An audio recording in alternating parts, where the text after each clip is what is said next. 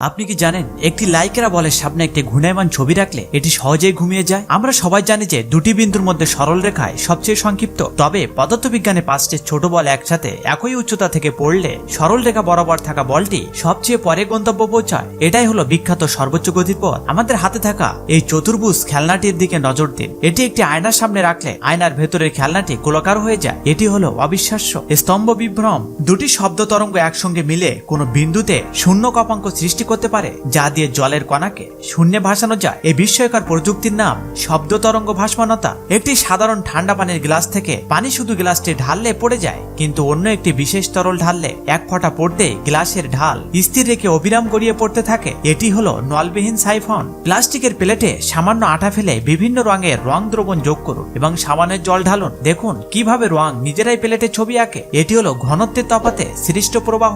এখন কিছু like subscribe পাওয়া যাবে কি?